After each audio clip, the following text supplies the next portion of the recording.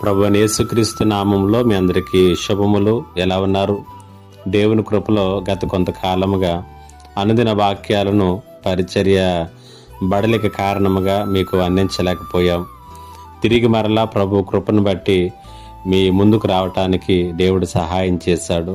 దేవుని చిత్తమైతే ఈ రోజు నుంచి మరలా ప్రతిరోజు దేవుని యొక్క వాక్యాన్ని మీకు అందించేటటువంటి ఆలోచనతో నేను ముందుకు వస్తూ ఉన్నాను. కాబట్టి మా కొరకు, మా పరిచర్యల కొరకు ప్రార్థన చేయవలసిందిగా మనం చేస్తున్నాను. నేటి ధ్యాన భాగాన్ని చదువుకుందాం.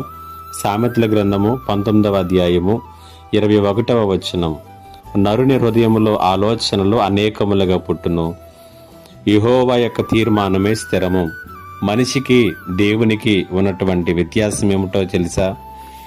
చాలా వ్యత్యాసాలు మనం చెప్పవచ్చును, కానీ సామెతల గ్రంథకర్త మనం చదువుకున్నటువంటి వాక్య భాగంలో ఒక ప్రాముఖ్యమైనటువంటి వ్యత్యాసాన్ని ఆయన తెలియచేస్తూ ఉన్నాడు. మనిషి యొక్క మెదడు ఎన్నో కోరికలతో నిండి ఉంటుంది. మానవుని యొక్క మనసులో జనించేటటువంటి ఆశలు విపరీతమైనటువంటి బుద్ధితో ప్రవర్తించేలా చేయగలుగుతాయి. ఈ విపరీతమైనటువంటి కోరికలతో విహరించేటటువంటి వారికి కావాలని కోరుకునేవి ఎంతవరకు వారికి ప్రయోజనమో, ఎంతవరకు అవి మేలో, వారికి ఎంతవరకు ఉపయోగమో వారికి ఎంత మాత్రమో కూడా పూర్తిగా తెలియదు. కొంతవరకు తెలిసినప్పటికీ కూడా, కానీ మనము నమ్మి వెంబడిస్తున్నటువంటి దేవుని గురించి ఆలోచన చేసినప్పుడు ఆయన అనుభవం కలిగినటువంటి వాడు. మన దేవునికి అనుభవం ఎక్కువ.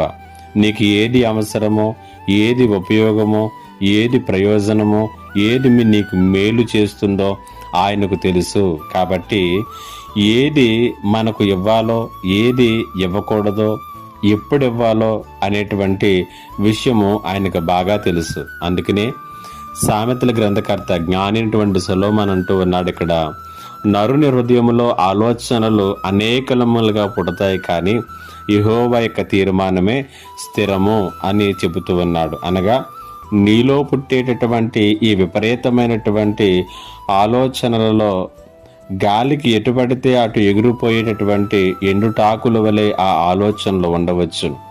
అయితే అలాంటి వాటిలో నీ జీవితాన్ని కట్టుకొనకుండా, అలాంటి వాటిని గురించి ఓవర్ కాన్ఫిడెంట్తో నువ్వు ఆలోచన చేసి ఇవి మంచివి, ఇవి స్థిరమైనటువంటివి అని నీవు ఆలోచన చేసుకోనకుండా, స్థిరమైనటువంటి దేవుని యొక్క వాగ్దానాలలోనూ, శాశ్వతమైనటువంటి దేవుని యొక్క ఆలోచనలలోనూ మన జీవితములను కట్టుకొనటానికి విధేయత చూపించినట్లయితే ఆయన మన జీవితములను ఆశీర్వాదకరముగా చేస్తాడు.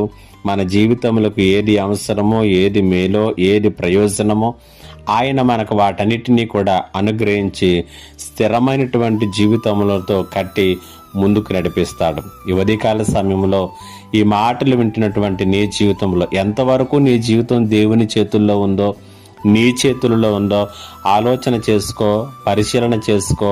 స్థిరమైనటువంటి తీర్మానములు కలిగినటువంటి దేవుని చేతులకు అప్పగించుకుందాం. పరిశుద్ధాత్మ దేవుడు అట్టి కృపను మనకు అనుగ్రహించునుగాక. ఆమేన్. ప్రార్థన. మా గొప్ప దేవుడైన తండ్రి, నీకు వందనాలు. మా ఆలోచనలలో, మా జీవితముల గురించి ఎన్నో ఆశలు, కోరికలు, ఊహలు ఉండవచ్చును, కానీ స్థిరమైనటువంటి నీ ఆలోచనలలో మా జీవితాలను కట్టుకునేటటువంటి నడిపింపును దయచేయమని యేసు నామమున అడిగి వేడుకొనుచున్నాను తండ్రి. ఆమేన్.